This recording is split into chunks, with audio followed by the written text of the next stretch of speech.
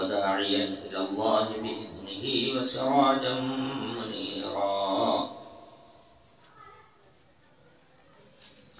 أما بعد فأعوذ بالله من الشيطان الرجيم. بسم الله الرحمن الرحيم. لاهية قلوبهم وأسروا النجوى الذين ظلموا هل هذا إلا بشر مثلكم أفتأتون السحر وأنتم تبصرون. قال ربي يعلم القول في السماء والأرض وهو السميع العليم. بل قالوا أضغاث أحلام وما نحن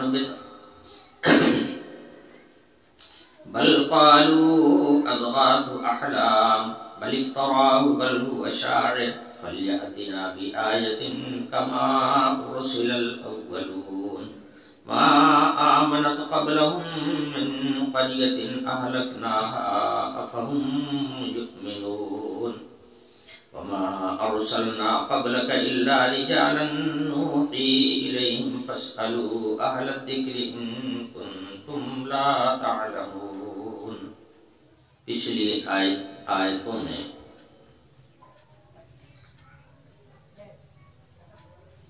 موجود لوگوں کی صورتحال کے مطابق فرمایا گیا کہ حساب کا وقت تو قریب ہے اور لوگ غفلت میں پڑے ہوئے، اور جب اللہ پاک کی جانب سے ان کی ہدایت کے لیے نئی آیات نازل ہوتی ہیں یا نئے احکام آتے ہیں تو سنتے تو ہیں مگر کھیلتے ہوئے سنتے ہیں، وجہ اس کو ایک کھیل سمجھتے ہیں۔ فرمایا گیا لاہیۃ قلوبہم، ان کے دل غافل ہیں۔ جس چیز کو آدمی کھیل تماشا سمجھ کر سنے یا دل کی غفلت کے ساتھ سنے اور دیکھے تو اس سے اس کو کوئی فائدہ نہیں ملتا،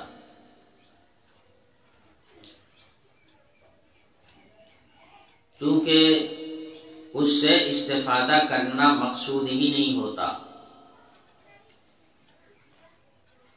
بس سن لیا لاپرواہی کے ساتھ۔ تو جو چیز آدمی لاپرواہی کے ساتھ دیکھے گا یا جس چیز کو، جس مفید مضمون کو لاپرواہی کے ساتھ سنے گا تو اس سے اس کو کوئی فائدہ نہیں ملتا۔ آگے ارشاد فرمایا جا رہا ہے وَأَسَرُّوا النَّجْوَىٰ، اس کے برخلاف کہ یہ اس ہدایت نامہ سے فائدہ اٹھاتے، ان آیات کو سنتے اور اس کی گہرائیوں میں غور کرتے اور دنیا اور آخرت کی صلاح اور فلاح اس کے ذریعے سے حاصل کرتے، یہ کرنے کے بجائے آپس میں مل کر چپکے چپکے سرگوشی کرتے،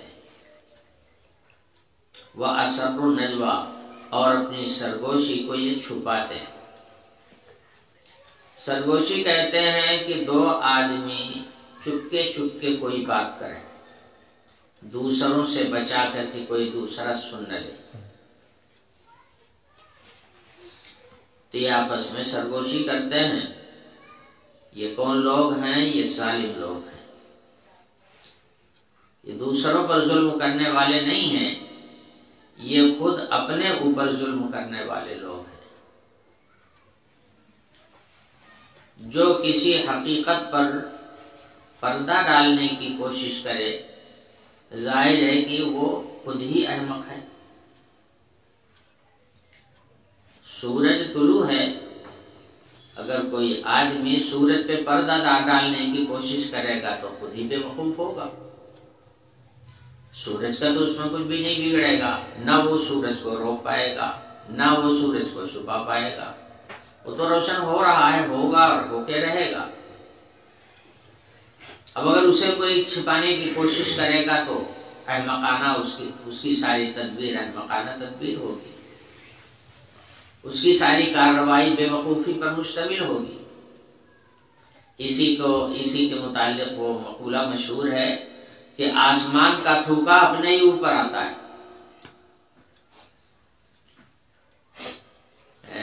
آسمان کا تھوکا اپنے ہی اوپر واپس آتا ہے۔ تو جو حقیقتیں اللہ پاک نے کائنات میں پیدا کی ہیں، ان حقائق کو اگر کوئی چھپانے کی کوشش کرتا ہے تو وہ چھپا نہیں سکے گا۔ یہ سرگوشی کس بات کی کرتے تھے؟ جناب رسول اللہ صلی اللہ علیہ وسلم کی رسالت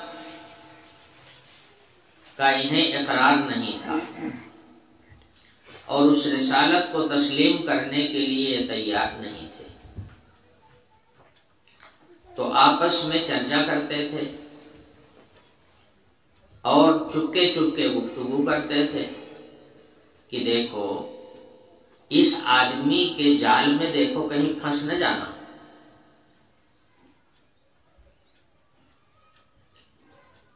یہ کہتا ہے کہ میں اللہ کا رسول ہوں، یہ رسول کہاں سے ہو گیا؟ آخر جیسے ہم ویسے یہ،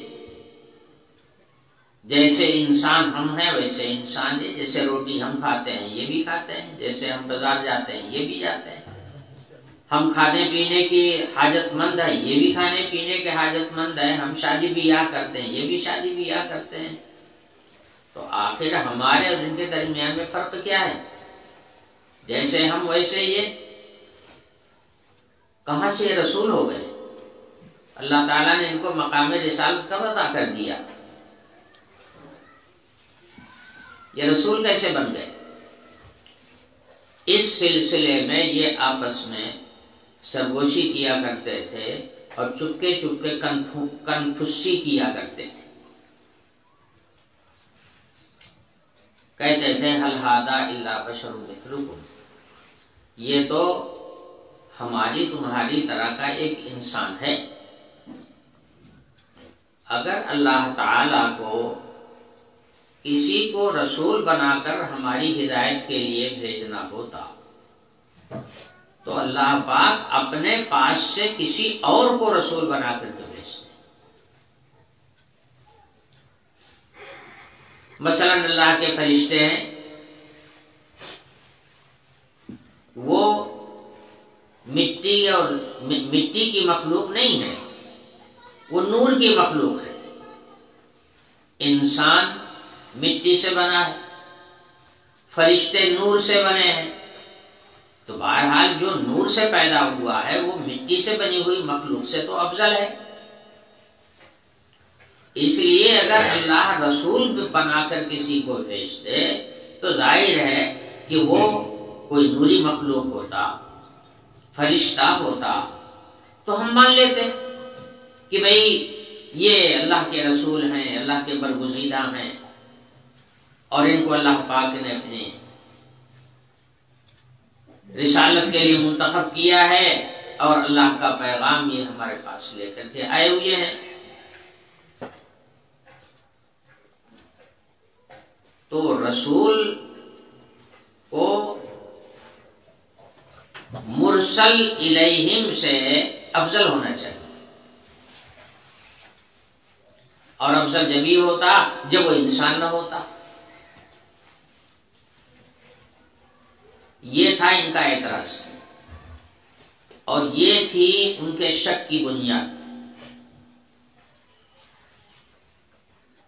اگر آپ اس کی گہرائی پہ غور نہ کریں تو سب کے دماغ میں بڑی آسانی کے ساتھ یہ بات سمجھ میں آ جائے گی کہ ہاں یار بات تو صحیح ہے، بھائی ہم انسان، وہ انسان، جب انسان ہونے میں دونوں برابر، تو پھر ایک رسول ہو گیا اور ایک رسول نہیں ہوا، اس کا کیا مطلب ہے؟ یہ تھا ان کا اعتراض، اور یہی تھی ان کی آپس کی سرگوشی۔ ان کا دل کسی طرح سے بھی رسول اللہ صلی اللہ علیہ وسلم کے رسالت کو اقرار کرنے کے لیے تیار نہیں تھا، مگر یہ ان کا اعتراض محض لفظ اور بیہودہ ہے، اس لیے کہ رسول جو بھیجا جاتا ہے وہ رہنمائی کرنے کے لیے بھیجا جاتا ہے،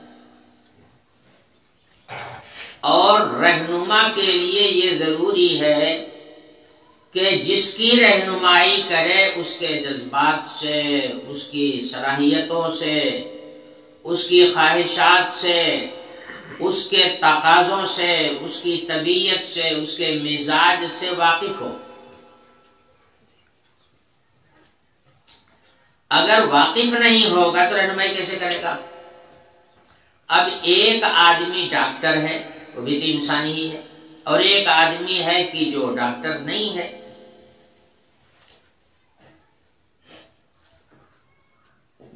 مریض بھی انسان ہے، ڈاکٹر بھی انسان ہے، مگر دونوں میں زمین آسمان کا فرق ہے۔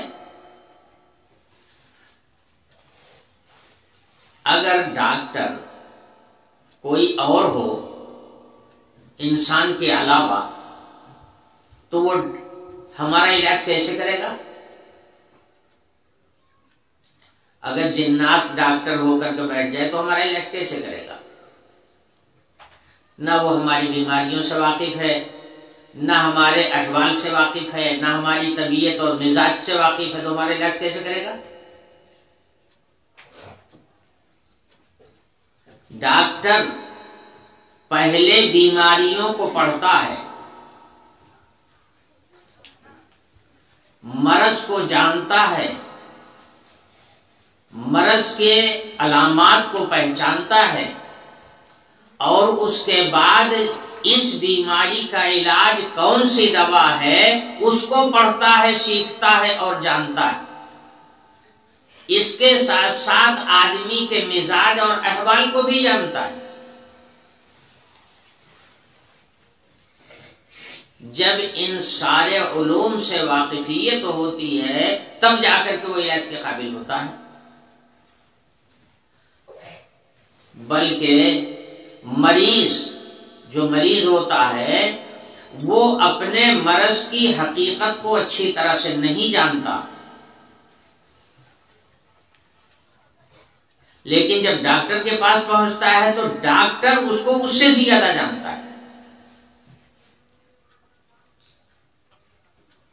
سمجھے؟ آپ کو بخار آ گیا، چادر ٹھنڈی لگنے لگی، چادر اوڑھ لیا آپ نے، کسی نے پوچھا کہ کیا ہوا؟ ارے بخار آ گیا، بخار آ گیا۔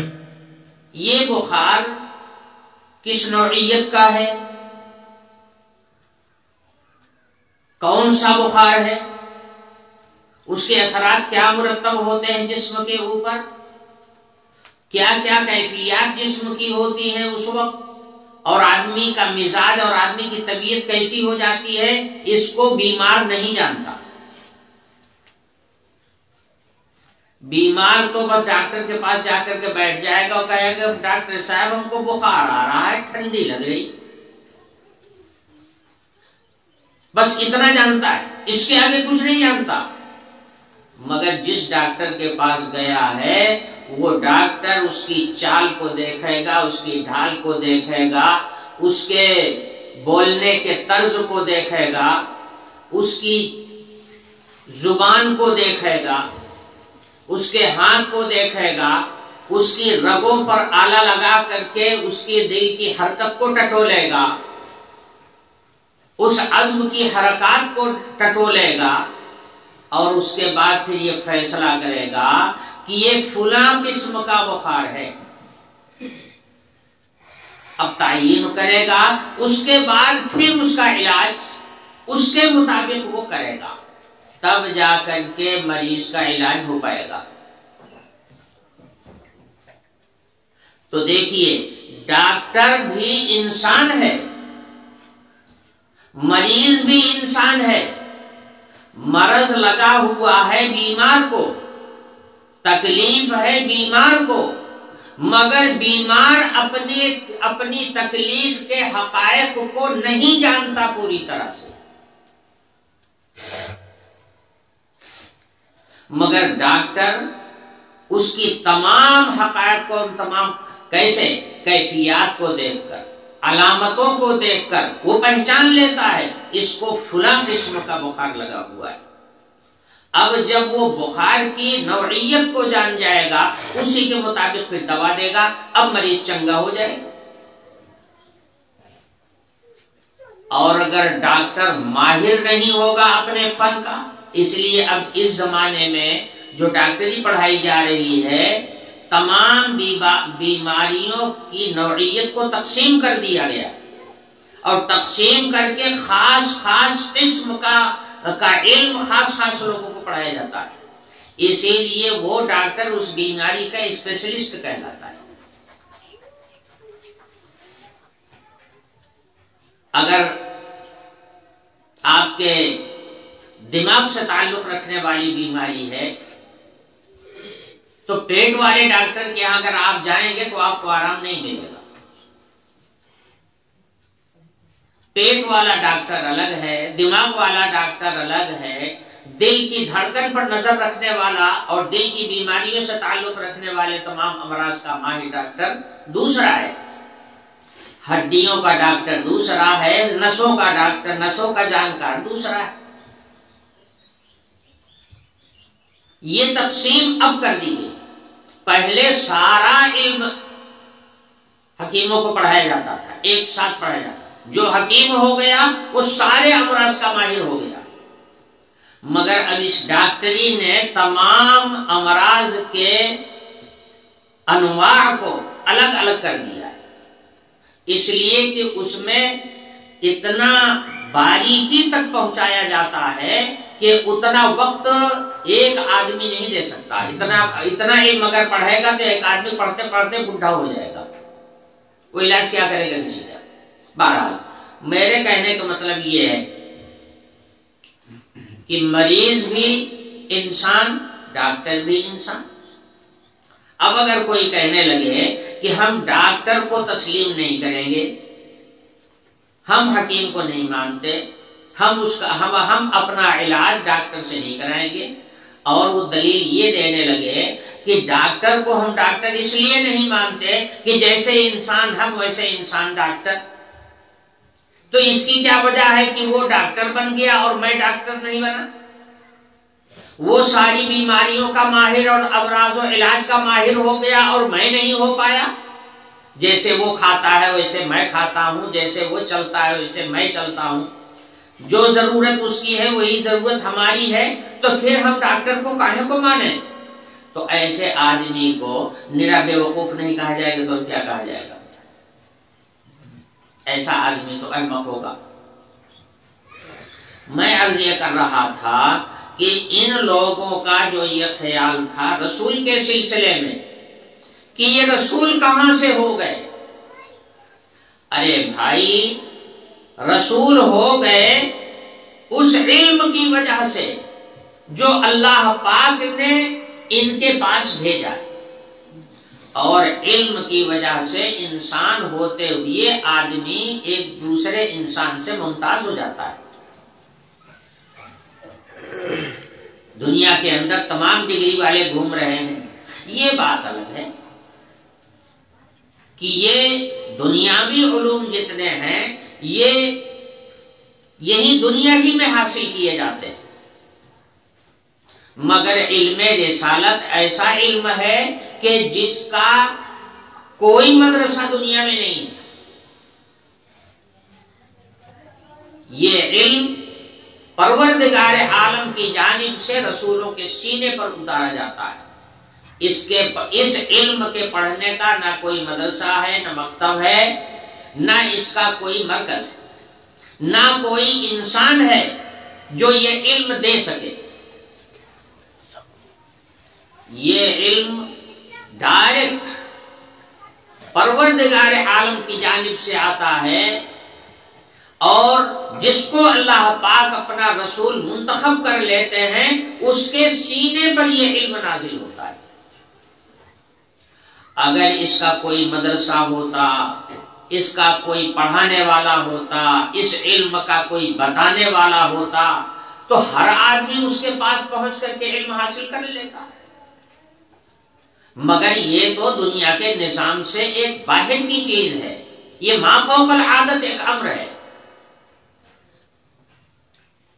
علم رسالت ڈائریکٹ اللہ پاک جو احکم الحاکمین خالق کائنات ہیں، جو زمین سے لے کے آسمان تک کی ساری مخلوقات کے پالنہار ہیں اور سب چیز کے پیدا کرنے والے وہی، اور سب کو باقی رکھنے والے وہی، سب کو وجود دینے والے وہی، اور فنا کے گھاٹ اتارنے والے بھی وہی، جو وہ ہیں ان کا یہ علم ہے، اور آتا اس کے پاس ہے جس کے پاس وہ بھیجتے۔ اس علم کی بدولت دنیا میں ایک انسان دوسرے انسان سے ممتاز ہو جاتا ہے۔ آخر قانون کا ماہر وکیل اور بیرسٹر ہوتا ہے، انسانی ہی تو ہوتا ہے کہ کوئی اور ہوتا ہے۔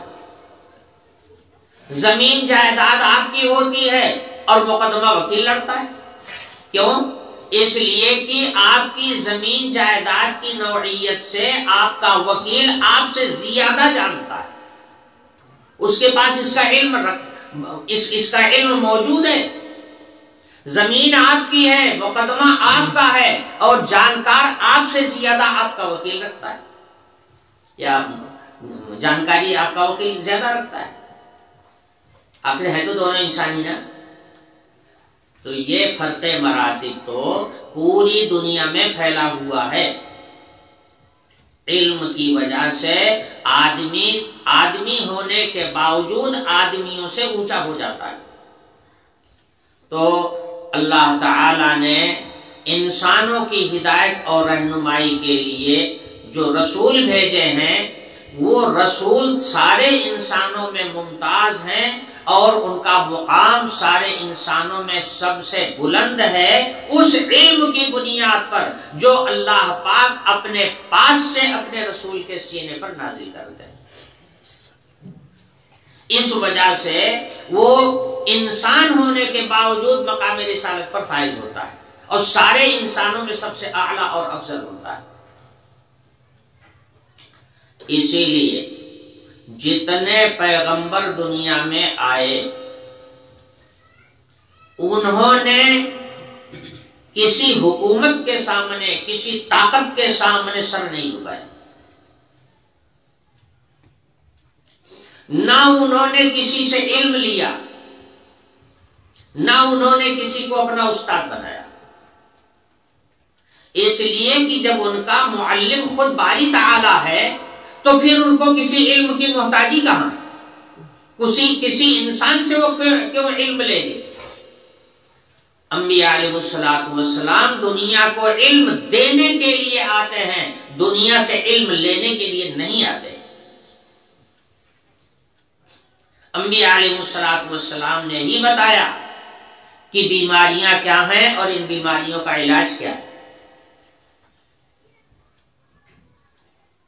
دنیا میں جتنا عمل جاری ہے، پہلے نمبر پر اس کو سکھانے والا کوئی نبی ہے۔ یہ مکان بنانے کا علم بھی نبی کا سکھایا ہوا ہے، یہ سامان بنانے کا علم بھی نبی کا بتایا ہوا ہے۔ جتنی ضروریات زندگی ہیں، سب کی رہنمائی انبیاء علیہ السلام نے پہلے کی ہے۔ بعد میں انسان کو جب وہ علم مل گیا تو انسان نے اپنی عقل سے اس کو آگے بڑھایا، چلایا، اس کو علم کی شکل دیا، اور اس میں ترقی ہوئی دنیا کی۔ مگر اس علم کی رہنمائی کرنے والا کوئی نہ کوئی پیغمبر ہی ہے۔ اگر نبی نے رہنمائی نہ کیا ہوتا تو آج انسان خود اپنی ضروریات پوری نہ کر پاتا۔ ایک جانور ہی تو تھا انسان، اور تھا کیا؟ جتنی ترقی اس کو حاصل ہوئی ہے علم کی بدولت حاصل ہوئی ہے، اور علم کا سرچشمہ اللہ پاک کی ذات ہے، رسولوں کے ذریعے سے یہ علم دنیا کے اندر آیا۔ تو جیسے دنیا کے اندر ایک انسان دوسرے انسان سے اونچا ہو جاتا ہے علم کی بنیاد پر، بس اسی طرح سے اللہ کا جو رسول ہے وہ سارے دنیا کے انسانوں سب سے اعلیٰ اور افضل ہے اس علم کی بنیاد پر جو اس کے پاس اللہ پاک کے پاس سے آتا ہے، اسی کو کہتے ہیں رسالت۔ تو یہ تو بہت بڑی جہالت کی بات تھی کہ جو یہ کہتے تھے کہ یہ تو ہماری طرح کے رسول ہیں، یہ کہاں سے اللہ کے رسول ہو گئے؟ اگر رسول یہ ہو سکتے ہیں تو ہم بھی ہو سکتے ہیں، ہم کو بھی رسول ہونا چاہیے۔ یہ کتنی بوکس اور کتنی بےہودہ پن کی بات ہے۔ تو آپس میں سرگوشی اسی لیے کیا کرتے تھے، تو کہتے تھے هل هذا الا بشر مثلکم، یہ تو یار تو تمہاری طرح کا انسان ہے، کہاں سے اس کو رسول مان لیتے ہو؟ دیکھیے رسول جو آتا ہے وہ اقتدار لے کے نہیں آتا، عام انسانوں کی طرح کا ایک انسان ہوتا ہے، بس اللہ پاک اس کو علم سے بھر دیتے ہیں، اس کی وجہ سے وہ سب سے اونچا ہو جاتا ہے۔ باقی کوئی طاقت لے کے نہیں آتا کہ پولیس کے ذریعے سے، فورس کے ذریعے سے اپنی بات منوائے اور لوگوں کو ڈنڈا لگا کر کے اپنی بات تسلیم کرائے۔ رسول ایسا نہیں ہوتا، رسول ایک عام پبلک کا انسان ہوتا ہے، بس اپنے علم کی وجہ سے وہ سب کے اوپر فائق ہوتا ہے۔ تو یہ کہتے تھے هذا الا بشر مثلکم، یہ تو یار تمہاری طرح کا انسان ہے، یہ اللہ کا رسول کیسے ہو گیا؟ پھر آگے کہتے افتأتون السحر، جب تمہاری طرح کا انسان ہے، سوال یہ پیدا ہوا کہ جب عام انسانوں کی طرح کا یہ ایک انسان ہے تو پھر اس کی باتیں سب سے اونچی کیوں ہیں؟ اس کا پیغام سب سے اونچا کیوں ہے؟ اس کی باتیں دل کو لگنے والی کیوں ہیں؟ اس کے پیغام میں اتنی کشش کیوں ہے؟ اور خارق عادت یعنی عام دستور کے خلاف ایسے کام یہ کر کے دکھاتے ہیں کہ جس کو ماننے پر عقل مجبور ہو جاتی ہے، تو یہ کیوں ہے؟ یہ سوال پیدا ہوا۔ تو اس کہنے لگے کہ پھر زیادہ سے زیادہ ان کو کہو تو جادوگر کہو، اس لیے کہ ایک انسان جادو کے ذریعے سے حیرت ناک کام کر سکتا ہے، ایسے کام کر سکتا ہے جو عام انسانوں کے بس کی بات نہیں ہے، تو یہ کہو کہ یہ جادوگر ہے۔ اب دیکھیے پہلے تو کہتے تھے تمہاری طرح کا انسان ہے، اب مجبور ہو گئے کہ اگر تمہاری طرح کا انسان ہے تو اس کی تو انگلیوں سے پانی نکلتا ہے، تو تمہاری انگلیوں سے پانی کیوں نہیں نکلتا؟ حضور اکرم صلی اللہ علیہ وسلم کے معجزات کو دیکھ کر یہ عقل مجبور کر رہی ہے کہ عام انسان کی طرح سے اگر ان کو انسان کہو گے تو پھر سارے انسانوں سے وہ کام کیوں نہیں ہوتا جو ان سے ہوتا ہے؟ اس کا مطلب یہ ہے کہ عام انسان کی طرح سے نہیں ہے۔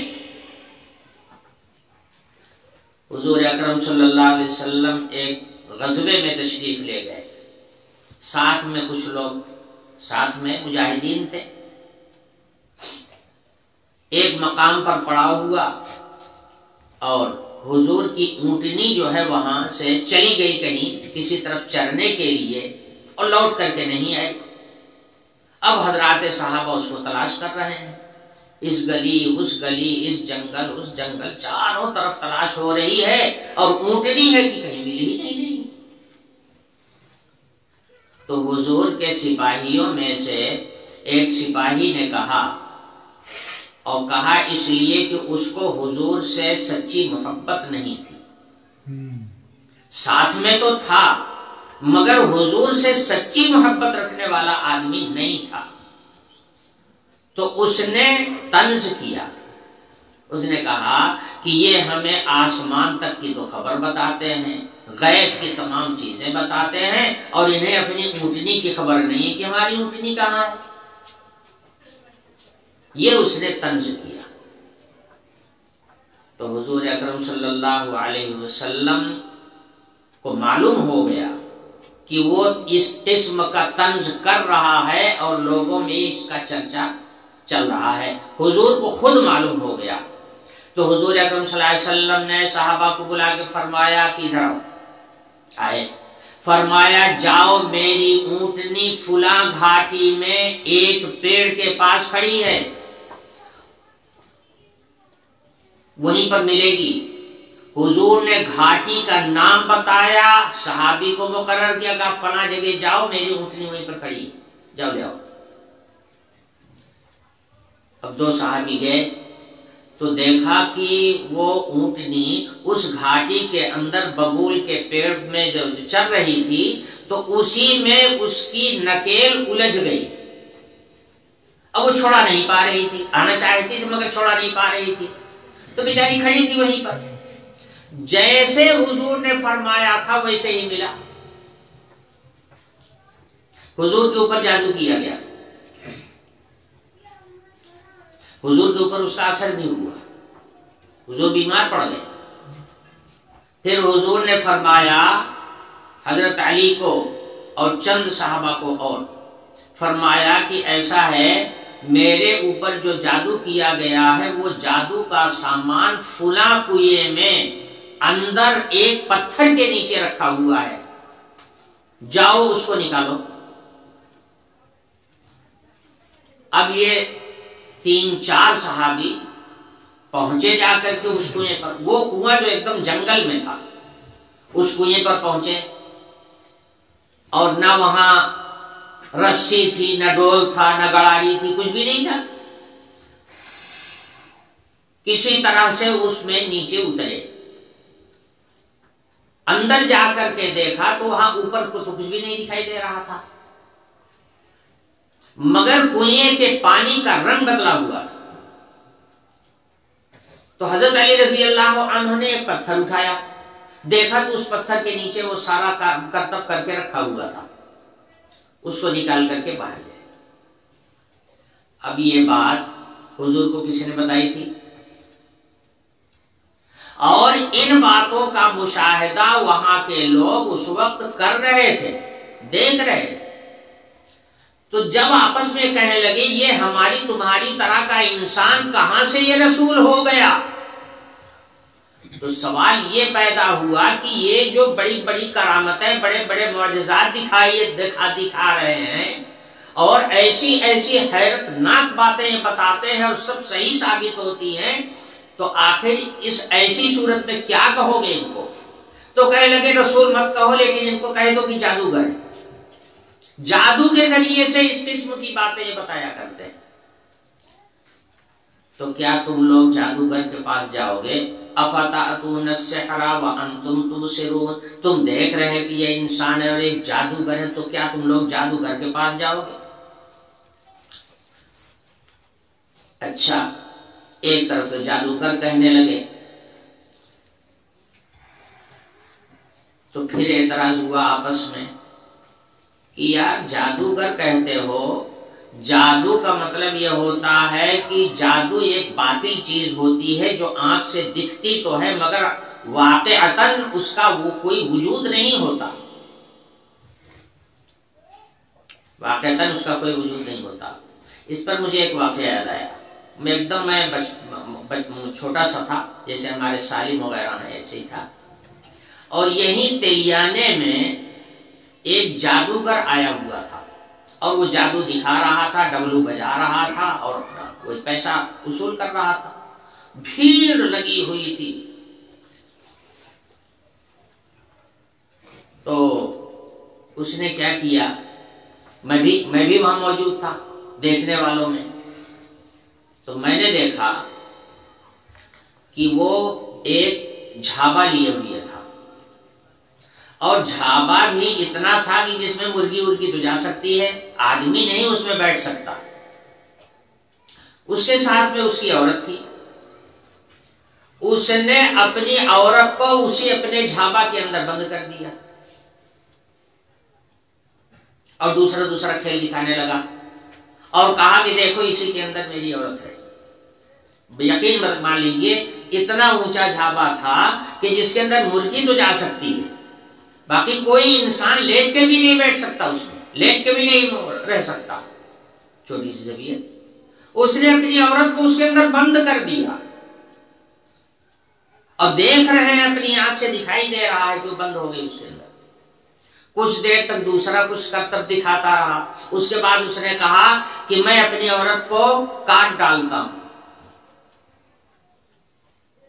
اتنی بڑی چھری نکالی اس نے، اتنی بڑی چھری، اور اس نے اس کے اندر حلال کیا اس کو، اور چھری کے اندر خون دکھائی دے رہا ہے کہ خون چو رہا ہے. کچھ دیر تک اس کو دکھاتا رہا.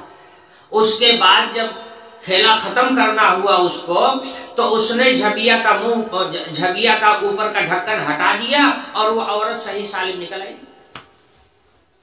گھستی ہوئی نظر آئی تھی اور نکلتی ہوئی بھی نظر آئی، اور جگہ اس میں کچھ بھی نہیں تھی، بیٹھنے کی بھی جگہ نہیں تھی. ایسے ہی جادو ہم نے دیکھا تھا، پرتاپ گڑھ جا رہا تھا پھوپھی کے یہاں، تو دکھا رہا تھا، وہاں کھڑا ہو گیا. ایک مٹی کا کروا اسی کو کہتے ہیں بندھنا کو، یہ اتنا بڑا تھا، آدھا پھوٹا ہوا تھا اور آدھا صحیح تھا. جو پھوٹا ہوا حصہ تھا اس میں اس نے چمڑے کا پابند لگایا. بھلا مٹی میں چمڑے کا کہیں پابند لگتا ہے؟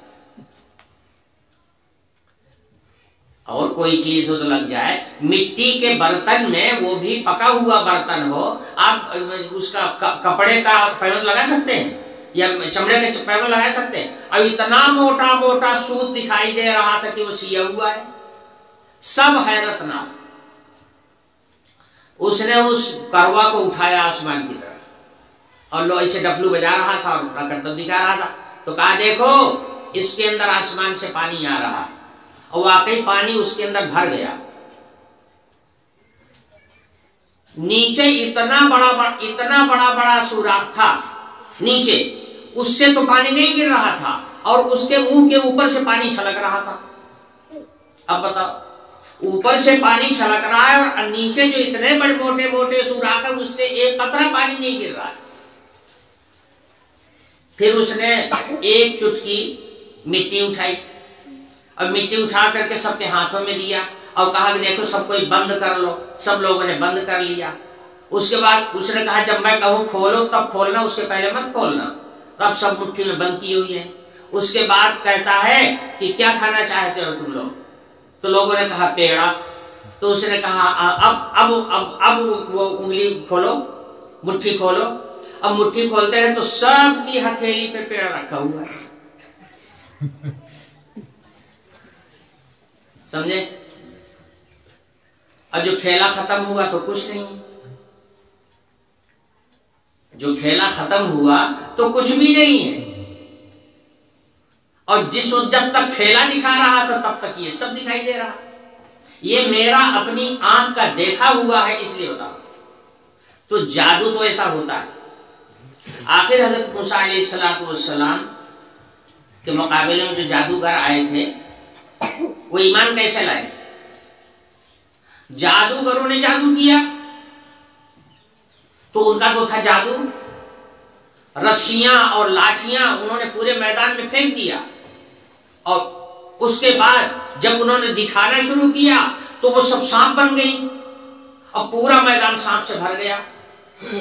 ان کا تھا جادو. حضرت موسیٰ علیہ السلام کے پاس جو لاٹھی تھی وہ جادو نہیں تھا، وہ معجزہ تھا. حضرت موسیٰ علیہ السلام نے جب ان کے مقابلے میں اپنی لاٹھی چھوڑا تو جن کا کیا ہوا جتنا جادو تھا حضرت موسیٰ علیہ السلام کی لاٹھی سارے جادو کو کھا گئی، اندر نکل گئی. حیرت میں پڑ گیا سارا علاقہ اور سارا مجمع، اور وہ جادوگر جو تھے وہ خود حیرت میں پڑ گئے. اس کے بعد کھیلا ہو گیا ختم. جب کھیلا ختم ہو گیا تو وہ جادوگر آ کر کے حضرت موسیٰ علیہ السلام کے پیر پر گر گئے اور کہنے لگے کہ آپ کو ہم نے مان لیا کہ آپ اللہ کے رسول ہیں. تو لوگ کہنے لگے کہ تم نے اتنا جلدی ان کو رسول کیسے مان لیا؟ تم کو بلایا گیا تھا مقابلہ کرنے کے لیے اور تم نے ان کے سامنے ان کو تسلیم کر لیا، یہ کیسے کیا تم نے؟ تو جادوگروں نے کہا کہ ہم نے جتنا کیا تھا سب جادو تھا، اور انہوں نے جو کیا ہے یہ جادو نہیں ہے، یہ حقیقت ہے. اس لیے کہ اگر موسیٰ علیہ السلام کی لاٹھی جادو ہوتی تو دیکھنے میں تو دکھائی دیتا کہ یہ سب کو نگل گئی، لیکن لاٹھیاں اپنی جگہ پر رہتی، رسیاں اپنی جگہ پر پڑی رہتی، بعد میں سب مل جاتی. مگر ہم دیکھ رہے ہیں کہ ان کی لاٹھی تو ہمارے سارے جادوؤں کو اس طرح سے کھا گئی کہ اب زمین کے اوپر نہ ایک کو لاٹھی رہ گئی ہے نہ ایک کو رسی رہ گئی ہے. تو ہمارا تھا جادو اور ان کا تھا معجزہ، اس لیے ہم جھک گئے ان کے سامنے اور ہم نے ان کو اللہ کا رسول مان لیا. کہنے کا مطلب یہ ہے کہ جادو ایک باطل چیز ہوتی ہے، حقیقت سے اس کا کوئی تعلق نہیں ہوتا، صرف نظر بندی ہوتی ہے، آنکھوں سے دیکھنے میں کچھ کا کچھ دکھائی دیتا ہے اور کھیلا ختم ہونے کے بعد جو کا تو رہتا ہے، کوئی فرق نہیں آتا. تو کہنے لگے کہ یار تم ان کو جادوگر کہتے ہو، مگر یہ جو کچھ دکھاتے ہیں وہ حقیقت ہوتا ہے، وہ نظر بندی نہیں ہوتی، یہ اباطیل نہیں ہے، بلکہ یہ تو حقائق ہیں جن کے ہاتھوں سے. اب مثلا حضور نے اس برتن میں ہاتھ ڈالا اور اس میں سے پانی نکلنا شروع ہو گیا. اتنا پانی نکلا حضور کے ہاتھوں سے، اتنا پانی نکلا کہ تقریباً 300 آدمیوں نے اپنی ساری ضرورت اس پانی سے پوری کیا. جادو اگر ہوتا تو دکھائی تو دیتا کہ پانی نکل رہا ہے، مگر پانی کا ایک قطرہ کہیں نہیں گرتا. جیسے وہ کلیہ والے کو میں نے بتایا کہ وہ پانی سب دکھ رہا تھا آنکھوں سے، مگر ایک تو قطرہ زمین پہ نہیں گر رہا تھا. تو ایسے ہی حضور نے جب ہاتھ ڈالا تو پانی نکلتا تو دکھائی دیتا، لیکن وہ پانی واقعتاً کہیں نہ ملتا کسی کو. اور یہاں تو صورتحال یہ ہے کہ وہی پانی پیا جا رہا ہے، اسی سے نہایا جا رہا ہے، دھویا جا رہا ہے، جانوروں کو پلایا جا رہا ہے اور سب کی پیاس دور ہو رہی. تو اس کو جادو کیسے کہو گے؟ تو کہنے لگے کہ ایسا کرو کہ پھر یہ کہو کہ یہ ان کا خواب ہے، خواب میں ان کو یہ سب باتیں بتائی جاتی ہیں اور وہی یہ سب دکھا دیا کرتے ہیں اور بتا دیا کرتے ہیں. بل قالوا اضغاث احلام، یہ کہو کہ یہ بےہودہ قسم کے خواب ہیں.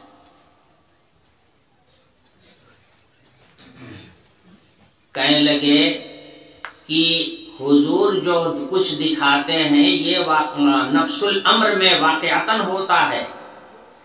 خواب کی بات تو آدمی خواب میں دیکھتا ہے اور ختم ہو جاتی ہے، تو یاد ہی نہیں رہتی. دیکھیے سچا خواب اور بےہودہ خواب دونوں میں فرق ہے. سچا خواب جو آدمی دیکھتا ہے وہ ہمیشہ یاد رہتا ہے، سمجھے، وہ کبھی بھولتا نہیں. اور واہیات قسم کا جو خواب دیکھتا ہے وہ صبح ہی بھول جاتا ہے، آنکھ کھلا سب ختم ہو گیا.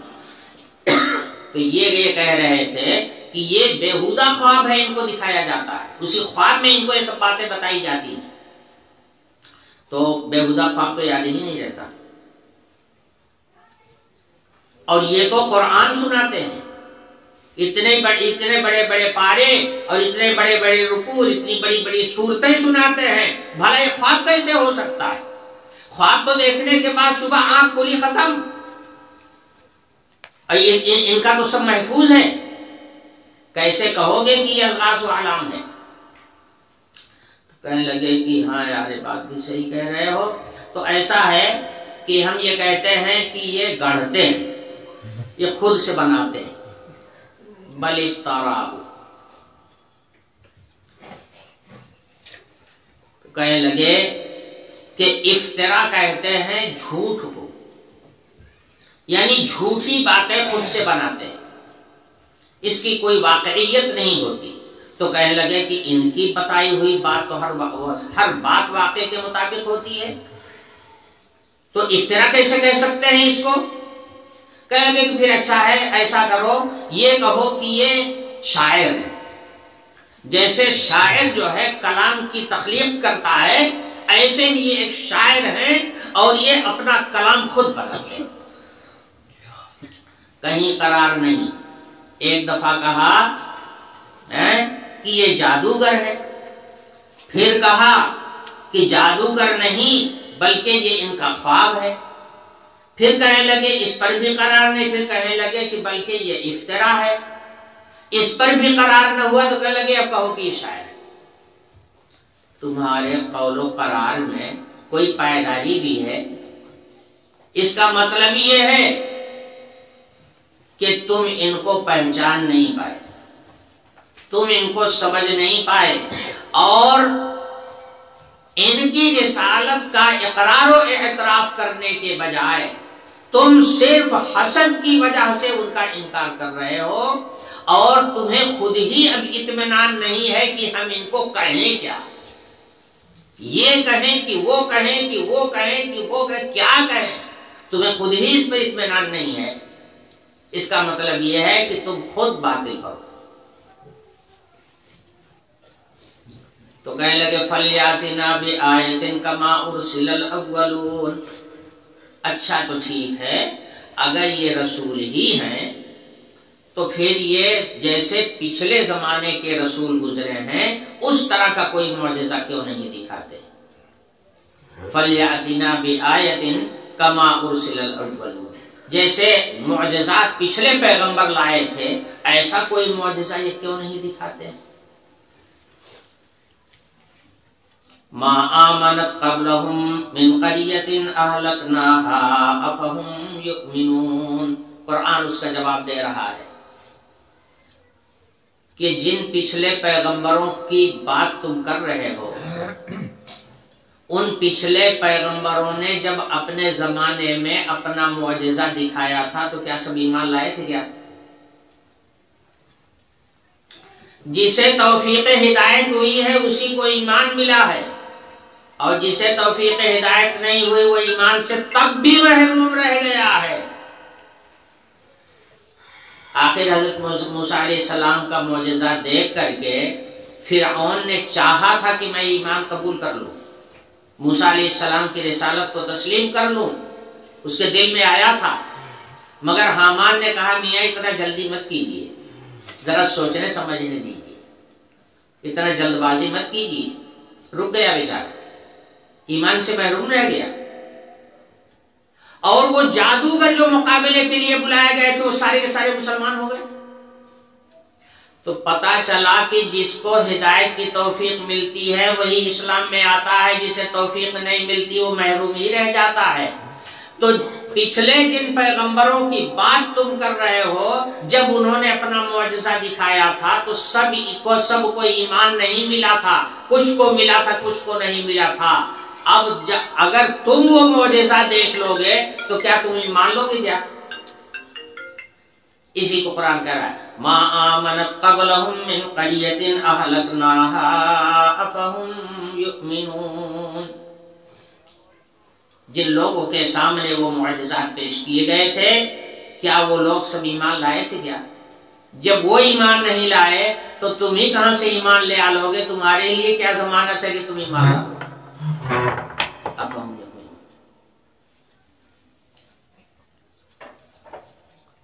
ٹائم تو ختم ہو گیا. آپ لوگ ذرا جلدی آیا کیجیے، بہت دیر کر دیتے ہیں آنے میں، اس لیے تاخیر ہو جاتی ہے. اب یہیں روک دیتے ہیں. وآخر دعوانا الحمدللہ.